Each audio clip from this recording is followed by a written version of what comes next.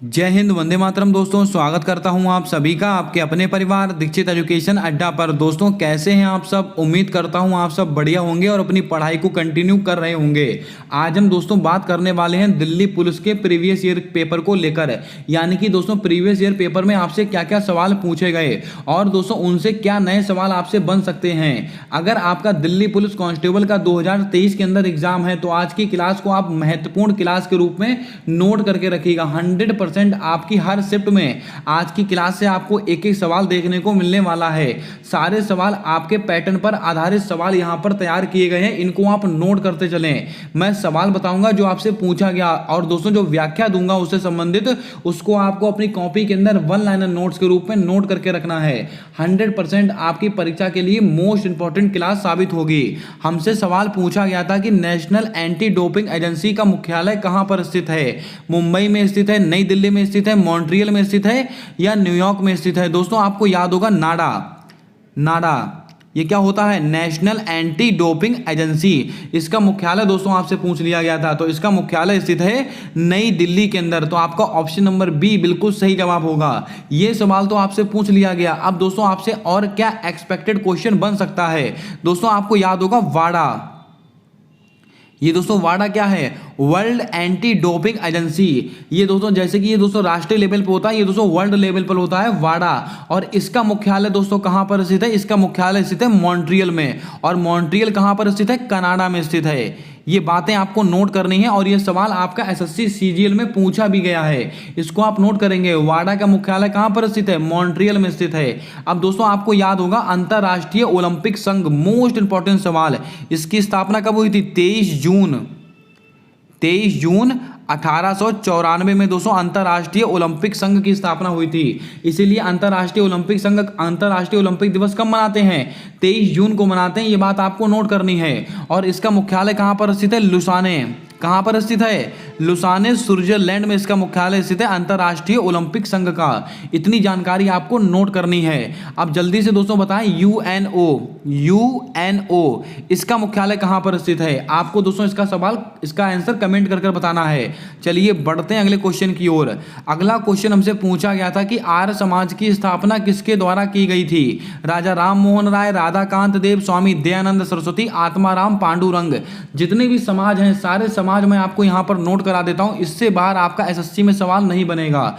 दोस्तों आर्य समाज की स्थापना किसके द्वारा की गई थी? तो आपको याद होगा स्वामी दयानंद सरस्वती जी के द्वारा की गई थी। तो आपका ऑप्शन नंबर सी बिल्कुल सही जवाब होगा। अगर आपसे अब पूछ ले कि इसकी स्थापना कब की गई थी तो आप नोट कर लें 1875 ईस्वी में आर्य समाज की स्थापना की गई थी। अब दोस्तों बात करते हैं ऑप्शंस को लेकर। राजा राम मोहन राय, इन्होंने दोस्तों क्या क्या किया है? तो आपको याद होगा 1828 में ब्रह्म समाज की स्थापना। ब्रह्म समाज 1828 में ब्रह्म समाज की स्थापना किसके द्वारा की गई? राजा राम मोहन राय। और दोस्तों आपको याद होगा 1815 इसमें दोस्तों क्या हुआ था? आत्मीय सभा की स्थापना किसके द्वारा की गई? ये भी राजा राम मोहन राय के द्वारा ही की गई थी। अब राजा राम मोहन राय से दोस्तों आपसे क्या क्या सवाल बनेगा? अगर आपसे क्वेश्चन पूछा जाए कि राजा राम मोहन राय को राजा की उपाधि किसने दी थी? ये दोस्तों अकबर सेकंड ने दी थी। किसने दी थी? अकबर सेकंड ने दी थी। ये बात आपको नोट करनी है। और सती प्रथा का अंत, मोस्ट इंपॉर्टेंट सवाल, कब हुआ था? 1829 ईस्वी को हुआ था सती प्रथा का अंत। किसने किया था? विलियम बेंटिक ने किया था। लेकिन किसकी सिफारिश पर किया था? ये दोस्तों राजा राम मोहन राय की सिफारिश पर किया था। इतनी बातें आपको नोट करनी है अपनी कॉपी के अंदर। अब दोस्तों राधाकांत देव, बहुत ही महत्वपूर्ण समाज दोस्तों सवाल है ये। इसको आपको याद होगा धर्म सभा। कौन सी सभा? धर्म सभा की स्थापना किसने की थी? राधाकांत देव जी ने की थी। लेकिन कब की थी? 1830 ईस्वी में की थी। 1830 ईस्वी में की थी धर्म सभा की स्थापना। दोस्तों आपको याद होगा आत्माराम पांडुरंग, इन्होंने प्रार्थना समाज की स्थापना की है। कौन से? प्रार्थना समाज की स्थापना किसने की है? आत्माराम पांडुरंग। और कब की थी? 1830 67 ईस्वी में की थी। और दोस्तों एक समाज आपको और याद रखना है, सत्यशोधक समाज, इसकी स्थापना कब हुई है? 1873 ईस्वी में की हुई है। और किसने की है? महात्मा ज्योतिबा फुले जी ने की है। इतनी बातें आपको नोट करनी है, इससे बाहर दिल्ली पुलिस कांस्टेबल में आपसे सवाल नहीं बनेगा। आइए चलते हैं नेक्स्ट क्वेश्चन की ओर। अगला क्वेश्चन हमसे पूछा गया था कि मंत्रिपरिषद में मंत्रियों की नियुक्ति कौन करता है। सवाल ये पूछा गया था कि मंत्रिपरिषद में मंत्रियों की नियुक्ति दोस्तों जो राष्ट्रपति करता है वो किसकी सलाह पर करता है, सवाल ये था। लेकिन दोस्तों आपको थोड़ा सा मैंने चेंज कर दिया सवाल को। मंत्रिपरिषद में मंत्रियों की नियुक्ति कौन करता है, तो आपको नोट करके रखिएगा, ये दोस्तों राष्ट्रपति करता है। लेकिन दोस्तों राष्ट्रपति किसकी सलाह पर करता है, ये सवाल आपसे पूछा था। तो दोस्तों ये प्रधानमंत्री की सलाह पर करता है। इतनी बात आपको नोट करके रखनी होगी। अब दोस्तों बात करते हैं कुछ महत्वपूर्ण आर्टिकल्स को लेकर। आपको दोस्तों याद होगा महान्यायवादी, मोस्ट इंपॉर्टेंट सवाल, आर्टिकल नंबर 76 में इसका उल्लेख किया गया है। और वर्तमान में भारत के महान्यायवादी कौन है? आर वेंकट रमणी। कौन है? आर वेंकट रमणी, ये वर्तमान में भारत के महान्यायवादी हैं। इतनी बातें आपको ध्यान में रखनी है। और दोस्तों आपको याद होगा महान्यायवादी की नियुक्ति कौन करता है, ये दोस्तों राष्ट्रपति करता है। और अगर आपसे सवाल कई बार पूछा गया है, आपको दोस्तों याद होगा ज्वाइंट सिटिंग। ज्वाइंट सिटिंग में दोस्तों इसको बुलाता कौन है? राष्ट्रपति। इसकी अध्यक्षता कौन करता है? लोकसभा अध्यक्ष। और इसमें दोस्तों कौन भाग नहीं लेता? इसके अंदर उपराष्ट्रपति कोई भाग नहीं लेता, मतलब इसमें उपराष्ट्रपति भाग नहीं लेते हैं। लेकिन ये भारत के महान्यायवादी इसमें भाग तो लेते हैं, लेकिन वोटिंग में भाग नहीं लेते हैं। ये दोस्तों आपको स्टेटमेंट बेस्ड क्वेश्चन आपसे पूछ सकता है, इसको आप ध्यान में रखें, महत्वपूर्ण फैक्ट है। और उपराष्ट्रपति का आर्टिकल कौन सा है? Article number 63। और उपराष्ट्रपति राज्यसभा का पदेन सभापति होगा। ये बात कौन सी आर्टिकल में बोली गई है? Article number 64। ये सवाल है जो दोस्तों आपको याद रखने हैं। दोस्तों सवाल महत्वपूर्ण है, लेकिन उसकी व्याख्या उससे भी ज्यादा महत्वपूर्ण है। इसको आप सीरियसली अपनी कॉपी में नोट कीजिएगा अगर आपका दिल्ली पुलिस कांस्टेबल का पेपर है। आइए चलते हैं अगले क्वेश्चन की ओर। अगला क्वेश्चन पूछा गया है हमसे, योंगप दर्रा किस भारतीय राज्य को तिब्बत से जोड़ता है? ये सवाल आपसे पूछा गया था। सिक्किम, अरुणाचल प्रदेश, लद्दाख, मेघालय। तो दोस्तों नोट करके रखिएगा, योंगप दर्रा किस भारतीय राज्य को तिब्बत से जोड़ता है? ये अरुणाचल प्रदेश आपका बिल्कुल राइट आंसर होगा। इसको आप नोट करके रखें, अच्छा सवाल है। दोस्तों आपको याद होगा सिक्किम, सिक्किम में कौन सा? कंचनजंगा। कंचनजंगा ये दोस्तों कहां पर स्थित है? सिक्किम में स्थित है। लद्दाख में दोस्तों हेमिस फेस्टिवल, हेमिस फेस्टिवल ये कहां पर मनाते हैं? लद्दाख में। लोसर फेस्टिवल ये कहां पर मनाते हैं? ये भी लद्दाख में मनाते हैं। मेघालय, मेघालय में दोस्तों बांग्ला फेस्टिवल मनाया था। कौन सा? बांग्ला। और दोस्तों मेघालय की राजधानी कौन सी है? शिलोंग। और शिलोंग में दोस्तों आपको याद होगा चेरी ब्लॉसम फेस्टिवल। कौन सा? Cherry blossom festival. इसको भी आप लिख लें, बन सकता है सवाल। Cherry blossom, cherry blossom festival कहाँ का? ये मेघालय की राजधानी शिलोंग में मनाया जाता है। और दोस्तों आपको याद होगा गारो, खासी, जयंतियां पहाड़ियां कहाँ पर पाई जाती हैं? शिलोंग में। और किस पहाड़ी के नीचे सर्वाधिक वर्षा होती है? खासी पहाड़ी के नीचे। ये सवाल भी आपका एसएससी में पूछा गया क्वेश्चन है। चलिए बढ़ते हैं अगले क्वेश्चन की ओर। अगला क्वेश्चन पूछा गया कि जट जाटिन लोक नृत्य का संबंध किस राज्य से है? अच्छा सवाल है और परीक्षा में रिपीटेड सवाल है। दोस्तों आपको याद होगा जट जाटिन ये दोस्तों कहाँ का लोक नृत्य है? ये बिहार का है। तो आपका ऑप्शन नंबर ए बिल्कुल सही जवाब होगा। इसको आप ध्यान में रखें। दोस्तों आपकी जानकारी के लिए बता दें, जट जाटिन झारखंड में भी बनाया जाता है। लेकिन दोस्तों आप प्राथमिकता किसको देंगे? आप प्राथमिकता देंगे बिहार को। अगर बिहार आपके ऑप्शन में ना रहे तो आप झारखंड इसका आंसर लगा सकते हैं, आपका आंसर सही हो जाएगा। इतनी बातें आपको ध्यान में रखनी है। अब दोस्तों आपको याद होगा झारखंड का सरहुल फेस्टिवल कहां का है? ये झारखंड का है। उड़ीसा का दोस्तों रज पर्व, धानु जात्रा,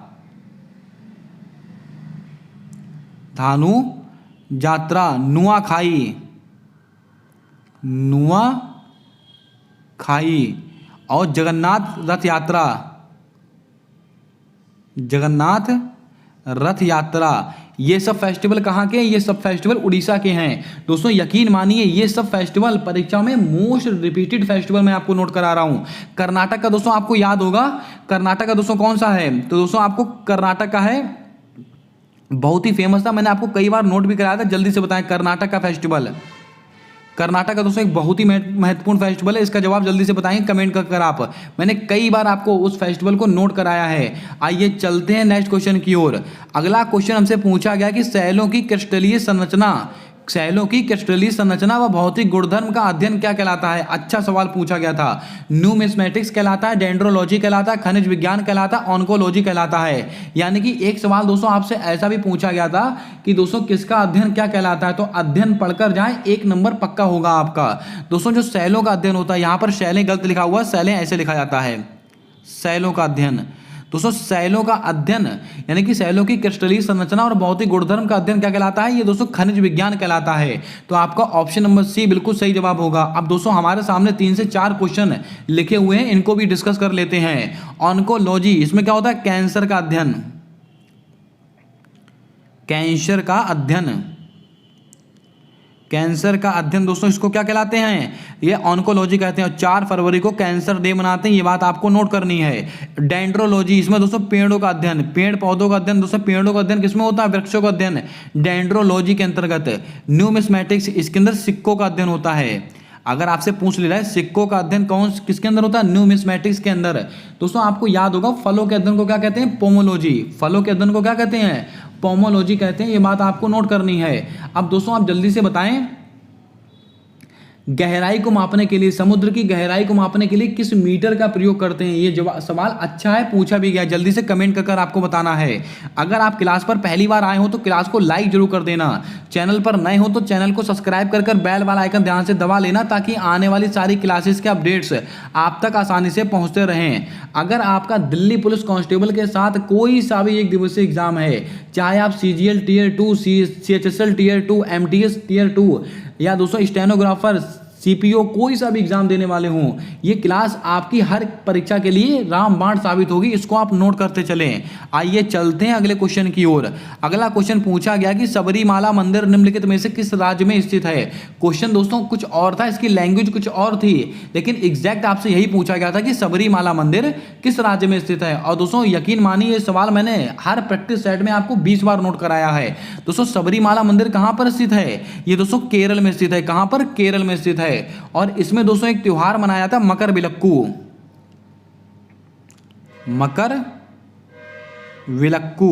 मकर विलक्कू फेस्टिवल दोस्तों कहां पर मनाते हैं? केरल में, सबरीमाला मंदिर में। अब नोट कीजिएगा असम का मंदिर, कामाख्या माता मंदिर। कामाख्या माता मंदिर कहां पर स्थित है? कामाख्या माता मंदिर स्थित है असम में। और यहां पर दोस्तों कौन सा मेला लगता है? अंबुबाची का मेला। अंबुबाची का मेला दोस्तों कहां पर लगता है? ये असम में लगता है। ये बात आपको नोट करनी है, परीक्षा में सवाल कई बार पूछा गया है। और असम का बहुत ही फेमस फेस्टिवल है बिहू।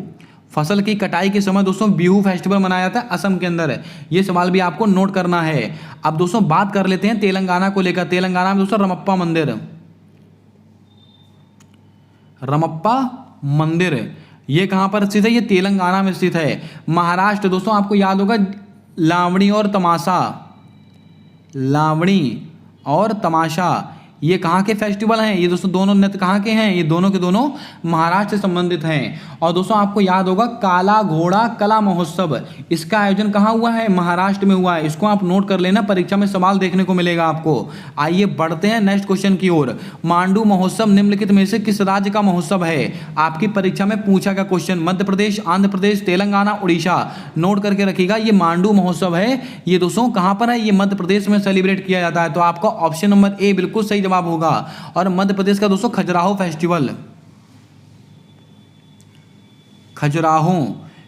फेस्टिवल कहाँ का है? ये दोस्तों मध्य प्रदेश का है। इसको भी आप याद रखें, परीक्षा में हो सकता है दोबारा सवाल पूछ लिया जाए। तेलंगाना का मैंने आपको बता दिया, उड़ीसा का हमने डिस्कस कर लिया है। आइए चलते हैं अगले क्वेश्चन की ओर। एशियन इंफ्रास्ट्रक्चर इन्वेस्टमेंट बैंक, इसका मुख्यालय कहाँ पर स्थित है? ये लीजिए दोस्तों, आपकी परीक्षा का सवाल है, आपसे पूछा गया है। भारत, चीन, जापान, अमेरिका। नोट करके रखिएगा दोस्तों, एशियन इंफ्रास्ट्रक्चर इन्वेस्टमेंट बैंक का मुख्यालय कहाँ पर स्थित है? चीन में। आपकी जानकारी के लिए बता दें, 2 से 3 मुख्यालय आपसे पूछे गए हैं विभिन्न संस्थाओं के, यानी कि दोस्तों महत्वपूर्ण संगठन और उनके मुख्यालय पढ़कर जाइएगा, आपके लिए दोस्तों बहुत ही बेनिफिट होने वाला है। कमेंट करके बताएं क्या दोस्तों महत्वपूर्ण संगठन और एक उनके मुख्यालय, इसका एक सेपरेट क्लास बनानी चाहिए जिसमें दोस्तों सारे मुख्यालय और सारे महत्वपूर्ण संगठन कवर कर दिए जाए, उनकी स्थापना और जो भी उनसे करंट से संबंधित जो सवाल है सारे कवर किए जाएं। क्या इसका एक सेपरेट वीडियो बनना चाहिए कि नहीं, इसका आंसर आपको कमेंट कर बताना है, हाँ या ना में। चलिए बढ़ते हैं नेक्स्ट क्वेश्चन की ओर। अगला क्वेश्चन पूछा गया केरल की सबसे अधिक आवश्यक प्रधान फसल कौन सी है? लोबिया, चावल, चाय, कपास। दोस्तों आपको याद रखना है केरल की सबसे अधिक आवश्यक प्रधान फसल कौन सी है, तो दोस्तों आपका ऑप्शन चावल सही होगा। आपका ऑप्शन नंबर बी बिल्कुल सही जवाब होगा, चावल। दिल्ली पुलिस ने इसी जवाब को सही माना है। लेकिन अगर सवाल आपसे ये पूछा जाए केरल में सबसे अधिक किसकी खेती की जाती है, ये लोबिया की जाती है खेती, लोबिया। इस बात को आप नोट कर लें। और दोस्तों आपको याद होगा कार्डिमम, कार्डिमम की पहाड़ी कहां पर स्थित है? ये दोस्तों केरल में स्थित है कार्डिमम की पहाड़ियां। कार्डमम की पहाड़ियां कहां पर स्थित हैं? केरल में। और दोस्तों ये इलायची से संबंधित होती हैं, ये बात आपको नोट करनी है। परीक्षाओं में 2 से 3 सवाल पहाड़ियों से बने हैं आपके, इस बात को भी आप नोट करके रखें। अब दोस्तों आपको याद होगा जूट उत्पादन में दोस्तों पहले स्थान पे कौन है? वेस्ट बंगाल, पश्चिम बंगाल दोस्तों जूट उत्पादन में पहले स्थान पर है, इसको आप नोट करके रखें, परीक्षा में सवाल आया हुआ है। आइए चलते हैं अगले क्वेश्चन की ओर। अगला हमारा क्वेश्चन पूछा गया है कि भगवान शिव को समर्पित विरूपाक्ष मंदिर कहां पर स्थित है? केरल, कर्नाटक, उड़ीसा, महाराष्ट्र। क्या होगा आपका राइट आंसर, जल्दी से बताएं। दोस्तों आपको बता दें भगवान शिव को समर्पित विरूपाक्ष मंदिर ये कहां पर स्थित है? ये कर्नाटक में स्थित है। आपका ऑप्शन नंबर बी बिल्कुल सही जवाब होगा। ये कहां पर स्थित है? हम्पी, कर्नाटक में। और ये सवाल आपकी परीक्षा में आया हुआ क्वेश्चन है, इसको आप नोट करके रखें। आइए बढ़ते हैं नेक्स्ट क्वेश्चन की ओर। भारत में पहली बार बजट प्रणाली कब शुरू की गई थी? 1860, 1857, 1847, 1850। दोस्तों आपकी जानकारी के लिए बता दें, अगर आपको बजट पढ़ना है और ऐसा बजट जो आपकी परीक्षा में आपको नंबर दिलाएगा, आपको सिलेक्शन दिलाएगा, तो दोस्तों हमारा दिल्ली पुलिस प्रैक्टिस सेट 11, इसको आप देख लीजिएगा। मैंने कल ही क्लास अपलोड की है, उसमें सारा बजट मैंने आपको पढ़ा दिया, सारा बजट मैंने आपको डिस्कस कर लिया है, उससे एक भी सवाल बाहर नहीं जाने वाला है, इसको आप ध्यान में रखें। जल्दी से कमेंट करके बताएं अगर आपने क्लास देखी होगी तो बजट के अंदर 2023 में कितनी प्राथमिकताएं, इसका वर्णन किया गया है, इसका जवाब जल्दी से कमेंट कर आपको बताना है। तब तक मैं इस सवाल का आंसर आपको बताता हूं। भारत में पहली बार बजट प्रणाली कब शुरू की गई थी? ये दोस्तों वर्ष 1860 ईस्वी में की गई थी। आपका ऑप्शन नंबर ए बिल्कुल राइट आंसर हो जाएगा, इसको आप नोट करके रखें। चलिए बढ़ते हैं अगले क्वेश्चन की ओर। दोस्तों नोट करके रखिएगा, बजट में इस बार 7 प्राथमिकताएं हैं, 7, इसको आप नोट कर लें कहीं पर। अगला सवाल पूछा गया कि जो व्यक्ति नशीली दवा या मनोत्तेजक पदार्थ पर निर्भर रहता है उसको क्या कहते हैं? आश्रित कहते हैं, व्यसनी कहते हैं, मानसिक कहते हैं, इनमें से कोई नहीं। तो दोस्तों आपका राइट आंसर क्या होगा? ये व्यसनी आपका बिल्कुल सही जवाब हो जाएगा। दिल्ली पुलिस ने इसको बिल्कुल करेक्ट आंसर माना है। आइए चलते हैं अगले क्वेश्चन की ओर। वर्ष 1946 में संविधान सभा का स्थायी सदस्य किसे चुना गया था? ये लीजिए दोस्तों, ये वो सवाल है जो परीक्षा में आना ही आना है। कभी आपसे स्थायी सदस्य पूछता है, कभी आपसे अस्थायी सदस्य पूछता है, कभी आपसे अध्यक्ष पूछता है। इसको आप पढ़कर जाएं अगर आपको दोस्तों अपना सिलेक्शन चाहिए है। 1946 में संविधान सभा का स्थायी सदस्य किसे चुना गया था? राजेंद्र प्रसाद को, सच्चिदानंद सिन्हा को, डॉक्टर भीमराव अम्बेडकर को, लाल बहादुर शास्त्री को। नोट करके रखिएगा, ये दोस्तों डॉक्टर राजेंद्र प्रसाद को चुना गया था। आपका ऑप्शन नंबर ए बिल्कुल सही जवाब होगा। अगर यही आपसे सवाल पूछ रहे वर्ष 1946 में संविधान सभा का अस्थायी सदस्य कौन सा? अस्थायी सदस्य ये किसको चुना गया था? ये दोस्तों सच्चिदानंद सिन्हा को चुना गया था। संविधान सभा की पहली बैठक कब हुई थी? तो दोस्तों आपको याद होगा 9 दिसंबर 1946। 9 दिसंबर 1946 को संविधान सभा की पहली बैठक हुई थी। और दोस्तों आपको याद होगा संविधान सभा के द्वारा प्रस्तावना को कब पारित किया गया था? 13 दिसंबर 1946। इसको लागू कब किया गया था? 22 जनवरी 1947। इसको आप कहीं पर नोट कर लें, परीक्षा में 100% आपसे सवाल बनेगा।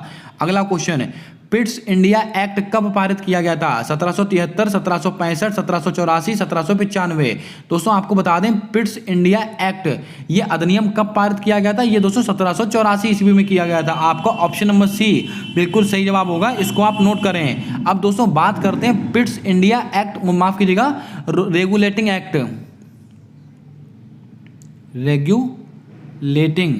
रेगुलेटिंग एक्ट, इसको दोस्तों कब पारित किया गया था? 1773। 1765 को दोस्तों क्या हुआ था? याद कीजिएगा, इलाहाबाद की संधि। इलाहाबाद की संधि। अगर आपसे पूछ बैठे इलाहाबाद की संधि कब हुई थी तो आप बोल देना 1765। 1764 में क्या हुआ था? बक्सर का युद्ध। अब दोस्तों आपको याद होगा बक्सर के युद्ध में अंग्रेजी सेना का नेतृत्व किसने किया था?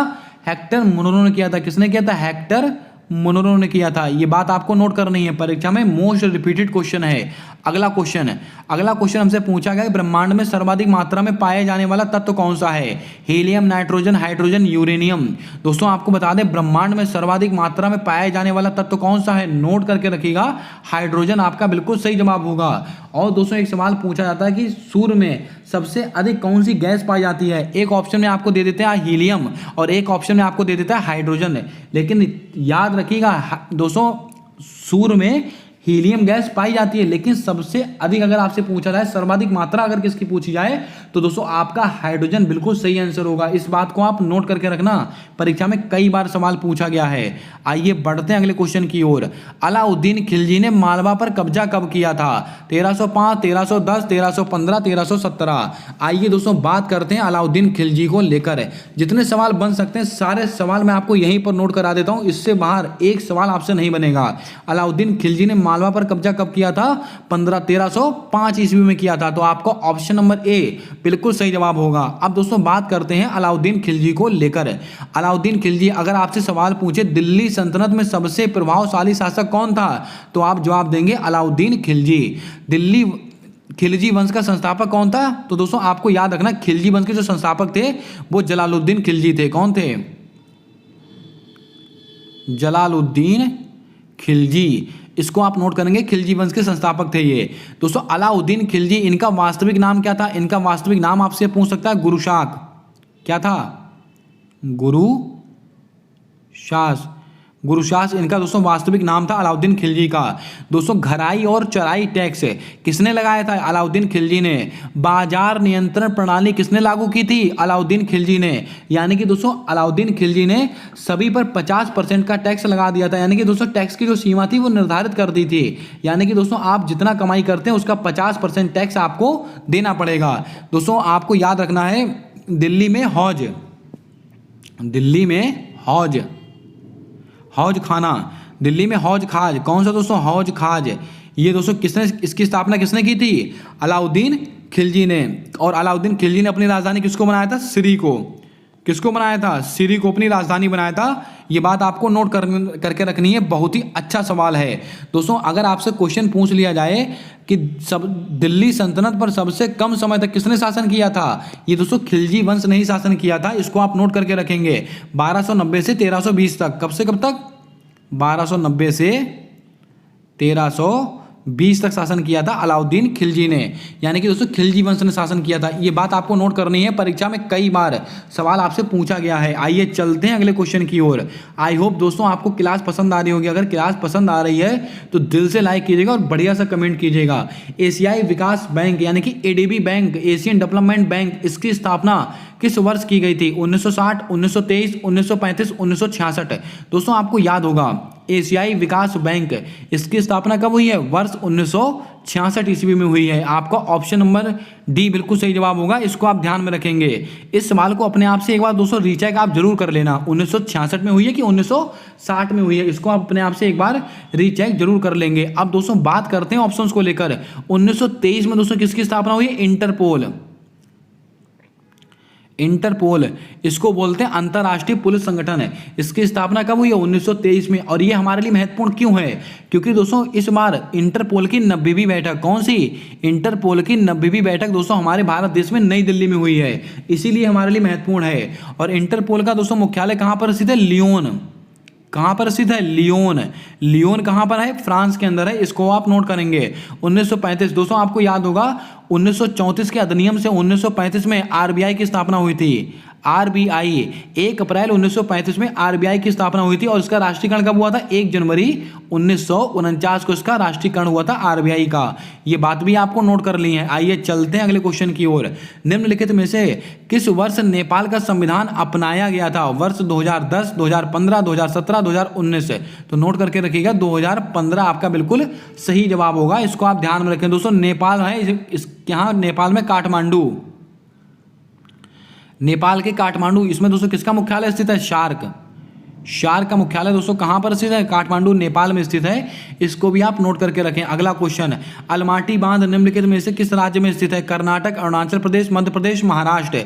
सवाल का आप लेवल देख सकते हैं। आपसे अलमाटी बांध किस नदी पर स्थित है ये नहीं पूछा गया है। अलमाटी बांध किस दोस्तों राज्य में स्थित है? तो नोट करके रखिएगा, अलमाटी बांध ये कर्नाटक में स्थित है। आपका ऑप्शन नंबर ए बिल्कुल सही जवाब होगा। इसको आप ध्यान में रखें। अब दोस्तों कुछ महत्वपूर्ण फैक्ट मैं आपको यहां से और नोट कराता हूं। अलमाटी बांध किस नदी पर स्थित है? कृष्णा नदी पर, कृष्णा नदी पर स्थित है।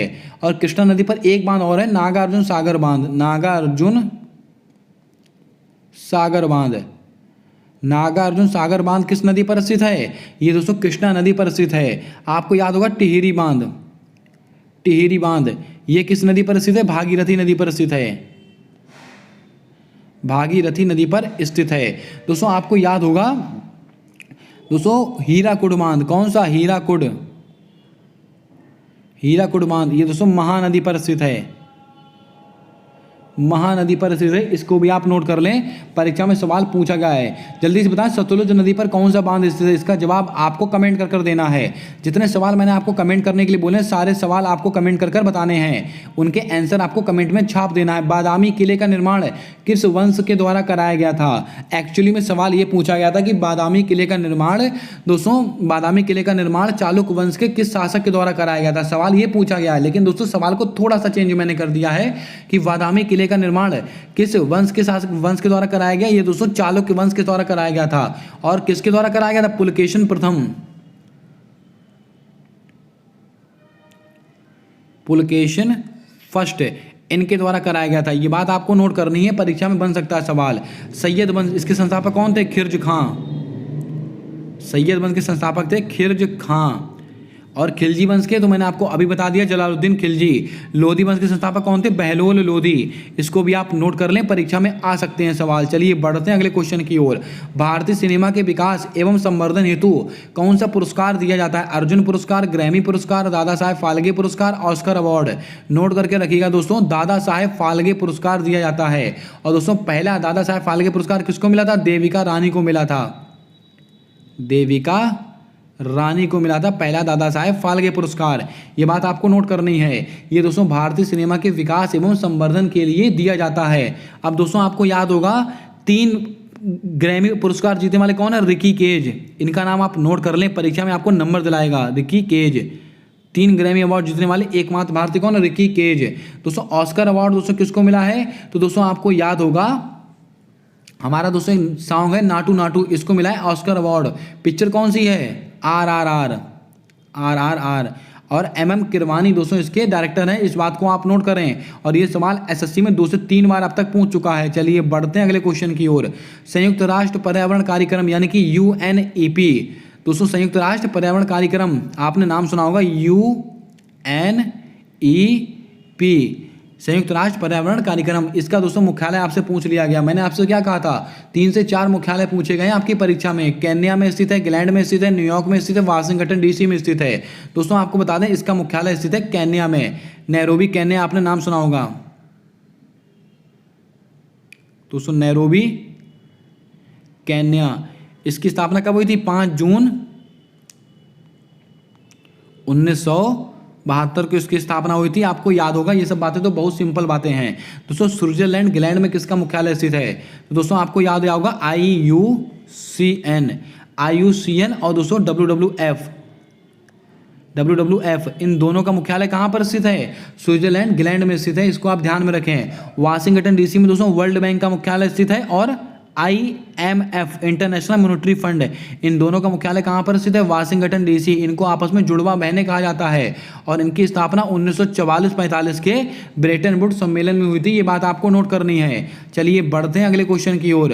स्वतंत्रता के बाद CRP अधिनियम, CRPF एक्ट कब लागू किया गया? ये सवाल आपसे पूछा गया। 1947, 1948, 1949, 1950।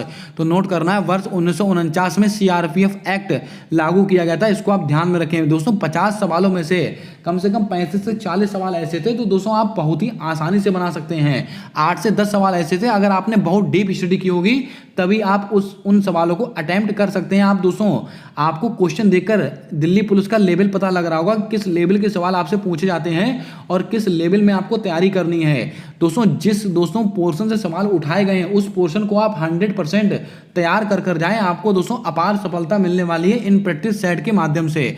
आइए चलते हैं अगले फैक्ट की ओर, अगले क्वेश्चन की ओर। पारंपरिक लोक नृत्य घूमर का संबंध किस राज्य से है? गुजरात, राजस्थान, उड़ीसा, छत्तीसगढ़।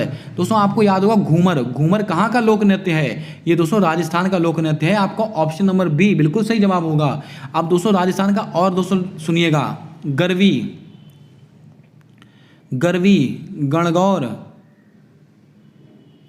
गणगौर, कालबेलिया, ये लीजिए दोस्तों, गरवी, गणगौर, कालबेलिया, घूमर। ये सब लोक नृत्य कहाँ के हैं? ये सब के सब राजस्थान के हैं। लेकिन दोस्तों ये गरबा कहाँ का है? गरबा है आपका गुजरात का। इसको आप नोट कर लीजिएगा।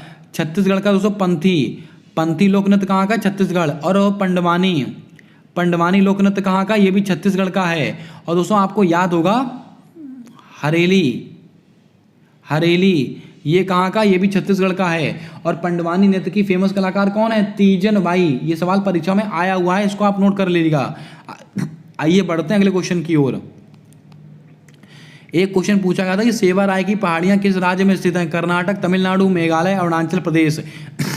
क्षमा कीजिएगा, सेवा राय की पहाड़ियां आपसे पूछी गई। मैंने आपसे क्या बोला था? पहाड़ियों से 2 से 3 सवाल बने आपकी परीक्षा में। तो सेवा राय की पहाड़ियां दोस्तों ये तमिलनाडु में स्थित हैं। तो आपका ऑप्शन नंबर बी बिल्कुल सही जवाब होगा।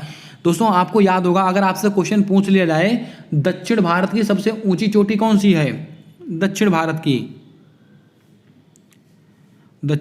की सबसे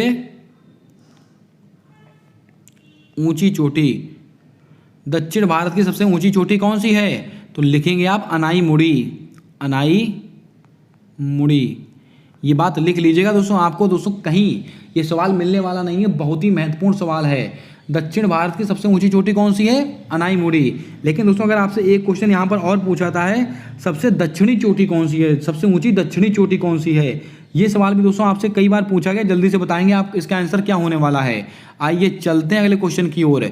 गैर तुलनात्मक रूप से जनगणना कब प्रारंभ हुई थी? दोस्तों अच्छा सवाल था, आपकी परीक्षा में पूछा गया सवाल था। और आपको बता दें ये सवाल दोस्तों कैसे आया था। दोस्तों इसका जो ऑप्शन थे वो दोस्तों ऐसे थे, 1865 से 1872, कुछ इस टाइप के ऑप्शन आपसे दिए गए थे और यही आपका बिल्कुल राइट आंसर था। गैर तुलनात्मक रूप से जनगणना कब प्रारंभ हुई थी? 1865 से 1872 ईस्वी में। और दोस्तों अगर आपसे सवाल पूछ ले रहा है जनगणना की शुरुआत किसके शासनकाल में हुई? मेयो के। किसके शासनकाल में हुई थी? मेयो के शासनकाल में हुई थी 1872 में। लेकिन अगर आपसे यहीं पर सवाल पूछ ले वैज्ञानिक आधार पर जनगणना किसके शासनकाल में हुई? रिपन के। वैज्ञानिक आधार पर जनगणना रिपन के कार्यकाल में हुई थी 1881 ईस्वी में। ये दोनों सवाल अति महत्वपूर्ण है, इनको आप नोट करके रखिएगा, परीक्षा में आपसे कैसे भी सवाल बन सकता है। आइए चलते हैं अगले फैक्ट की ओर, यानी कि अगले सवाल की ओर। किस नृत्य का मूल सादर अट्टम के प्राचीन नृत्य से जुड़ा है? सवाल देख सकते हैं आप, कितना लल्लन टॉप सवाल पूछा गया है। भरतनाट्यम, मोहिनीअट्टम, कुचिपुड़ी, कथकली। नोट कर लीजिएगा दोस्तों, इसका राइट आंसर दोस्तों दिल्ली पुलिस ने माना है भरतनाट्यम। और भरतनाट्यम से दोस्तों 3 से 4 नाम जो आपको याद ही रखने हैं, आप भूल नहीं सकते हैं। रुक्मणी देवी अरुणडेल, जो नाम मैं बोल रहा हूं उनको आप लिखेंगे अपनी कॉपी में। कौन कौन से नाम है? रुक्मणी देवी अरुणडेल, यामिनी कृष्ण मूर्ति, मृणालिनी साराभाई। इन सबका संबंध किससे है? भरतनाट्यम। मोहिनीअट्टम से दोस्तों कल्याणी अम्मा, ये मोहिनीअट्टम से संबंधित हैं। कुचिपुड़ी दोस्तों राधा रेड्डी, कुचिपुड़ी। और दोस्तों आपको याद होगा कथकली और मोहिनीअट्टम ये दोनों कहाँ के हैं? ये केरल के हैं। कुचिपुड़ी कहाँ का है? आंध्र प्रदेश का है। और दोस्तों आपको याद होगा भरतनाट्यम कहाँ का, ये तमिलनाडु का है। ये सब सवाल बहुत ही महत्वपूर्ण है, इनको आप नोट करके रखें। 100% आपको ये सवाल में परीक्षा में नंबर दिलाने वाले हैं। दोस्तों मैंने आपको क्या बताया, कुचिपुड़ी। तो दोस्तों कुचिपुड़ी से आपको याद रखना है किसका किसका नाम, कुचिपुड़ी से आपको नाम याद रखना है राधा रेड्डी और यामिनी कृष्ण मूर्ति, इनका भी नाम आपको याद रखना है। कुचिपुड़ी से यामिनी कृष्ण मूर्ति भी संबंधित हैं। चलिए बढ़ते हैं अगले क्वेश्चन की ओर। निम्नलिखित में से किसने महाकाव्य महाभारत लिखा है? तो मुझे नहीं लगता है इसका आंसर किसी बच्चे को ना पता हो। महर्षि वेदव्यास जी ने लिखा है, इसको आप याद रखेंगे। बढ़ते हैं नेक्स्ट क्वेश्चन की ओर। Something is never told you पुस्तक के लेखक कौन है? Chetan Bhagat, Salman Rushd, are K Narayan, Shravya Bhinder. दोस्तों कुछ महत्वपूर्ण पुस्तकें और दोस्तों उनके लेखक पढ़कर जाइएगा, 100% आपको दोस्तों नंबर दिलाने वाले हैं। इस दोस्तों पुस्तक और उनके महत्वपूर्ण लेखक, इसका भी दोस्तों एक सेपरेट वीडियो मैं जल्द ही बनाने वाला हूं, जिससे कि दोस्तों आपका सारा कंटेंट वहां से कवर हो जाएगा। इसका राइट आंसर दोस्तों श्रव्या भिंडर आपका राइट आंसर होगा, इसको आप ध्यान में रखें। सलमान रुश्द, इनकी एक पुस्तक है विक्ट्री सिटी, ये सलमान रुश्द की पुस्तक है, इसको आप ध्यान में रखेंगे। आर के नारायण, दोस्तों इनकी एक पुस्तक जल्दी से बताएं, आर के नारायण की पुस्तक कौन सी है? दोस्तों मालगुडी डेज, किसकी पुस्तक है ये? Malgudi days I think R K Narayan की पुस्तक है, इसको आप रीचेक कर लेंगे। और आर के नारायण इनकी दोस्तों परीक्षा में कई बार पुस्तकें पूछी गई हैं। चलिए बढ़ते हैं अगले क्वेश्चन की ओर। दोस्तों डैनिकाय मानवतावादी पुरस्कार किसके द्वारा दिया जाता है? यानी कि दोस्तों कौन सा पुरस्कार किस संस्था के द्वारा दिया जाता है, ये सवाल पूछा गया है। Bill and Melinda Gate foundation के द्वारा, यूनिसेफ के द्वारा, नोबल फाउंडेशन के द्वारा, रिपोर्टर्स विदाउट बॉर्डर के द्वारा। दोस्तों आपको बता दें डैनिकाय मानवतावादी पुरस्कार दिया जाता है यूनिसेफ के द्वारा। आपका ऑप्शन नंबर बी बिल्कुल सही जवाब होगा, इसको आप नोट करके रखें। अब दोस्तों बात करते हैं कुछ महत्वपूर्ण फैक्ट को लेकर। दोस्तों याद होगा रिपोर्टर्स विदाउट बॉर्डर ये क्या करता है? जो आपको दोस्तों विश्व प्रेस फ्रीडम इंडेक्स, जो प्रेस फ्रीडम इंडेक्स होता है, इसको कौन जारी करता है? इसको जारी करता है रिपोर्टर्स विदाउट बॉर्डर। और वर्ष 2023 में प्रेस फ्रीडम इंडेक्स में भारत का कौन सा स्थान है? 161वां स्थान है अपने भारत देश का। इस बात को आप नोट करेंगे। अगला फैक्ट, अगला क्वेश्चन, लॉर्ड रिपन ने इल्बर्ट बिल एक्ट किस वर्ष पेश किया था? 1878, 1882, 1883, 1884। नोट करके रखिएगा, लॉर्ड रिपन ने इल्बर्ट बिल एक्ट कब पेश किया था? ये दोस्तों पेश किया था 1883 ईस्वी में। आपका ऑप्शन नंबर सी बिल्कुल सही जवाब हो जाएगा, इसको आप नोट कर सकते हैं। अच्छा सवाल है, परीक्षा में पूछा भी गया है। अगर दोस्तों आपसे पूछ लिया जाए पेश किया था रिपन ने, लेकिन दोस्तों इसको समाप्त किसने किया था? लिटन ने इसको समाप्त किया था। और 1884 में दोस्तों आपको याद होगा, माफ कीजिएगा 1884 नहीं 1878 में दोस्तों लॉर्ड लिटन ने दोस्तों क्या किया था 1878 में? वर्नाकुलर प्रेस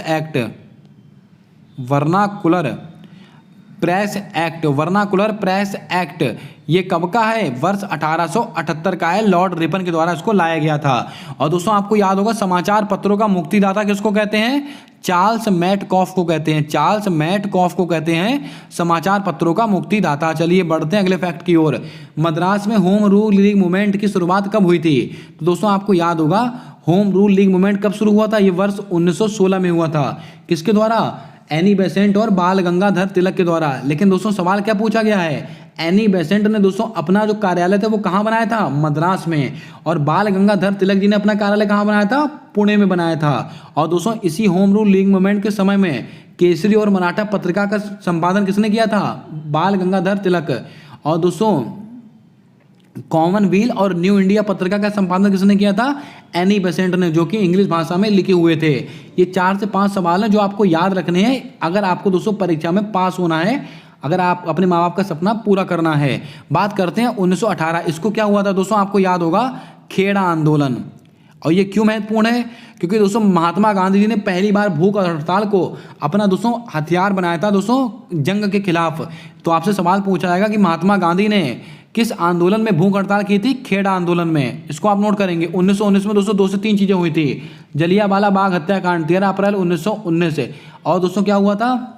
मोंटेगू चैम्स्फोर्ड अधिनियम, ये भी 1919 का ही है। रोलैक एक्ट, ना अपील ना दलील का कानून, ये भी 1919 का है। 1920 में क्या हुआ था? तो दोस्तों आपको याद होगा असहयोग आंदोलन हुआ था, महात्मा गांधी जी के द्वारा चलाया गया था। ये दोस्तों कुछ सवाल थे, कितने 33 सवाल थे जो आपकी परीक्षाओं में आपसे पूछे गए थे। दोस्तों करंट अफेयर के सवाल मैंने यहाँ पर इंक्लूड नहीं किए हैं, इसको आप ध्यान में रखेंगे। एक दो दोस्तों पॉलिटी के भी सवाल थे। एक सवाल दोस्तों पॉलिटी का आपसे प्रस्तावना से पूछा गया था। किससे? एक दोस्तों आर्टिकल 246 आपसे पूछा गया था और एक आपसे प्रस्तावना पूछा गया था। प्रस्तावना आपसे पूछा गया था, एक आर्टिकल 246 पूछा गया था और एक आध दोस्तों सवाल पूछा गया था प्रोटीन की कमी से दोस्तों कौन सा रोग होता है, कुछ इस टाइप का सवाल पूछा गया था जिसका आंसर सूखा रोग था। ये सब सवाल है दोस्तों 34 से 35 सवाल जो थे आपके दोस्तों पूछे गए थे जीके जीएस से, यानी कि स्टैटिक जीके जीएस सबसे पूछे गए थे। बाकी बचे दोस्तों क्वेश्चन 10 से 15 क्वेश्चन आपके करंट अफेयर से पूछे गए थे। इसको मैंने इंक्लूड नहीं किया, उसको लेने का कोई फायदा नहीं, आपसे नहीं पूछा जाएगा। ये दोस्तों कुछ सवाल थे जो दिल्ली पुलिस कांस्टेबल के पेपर में आपसे पूछे जा चुके हैं। अगर आपको क्लास पसंद आई है तो क्लास को लाइक कर देना, चैनल पर नए हो तो चैनल को सब्सक्राइब कर बेल वाला आइकन ध्यान से दबा लेना ताकि आने वाली क्लासेस के अपडेट्स आप तक आसानी से पहुंचते रहें। और दोस्तों इन क्लासेस को मिस मत कीजिएगा। अगर आपका दिल्ली पुलिस कांस्टेबल का एग्जाम है, 100% आपकी परीक्षा में दोस्तों ब्रह्मास्त्र का काम करेंगे सारे सवाल। मिलते हैं नेक्स्ट क्लास के अंदर, तब तक के लिए जय हिंद जय भारत दोस्तों।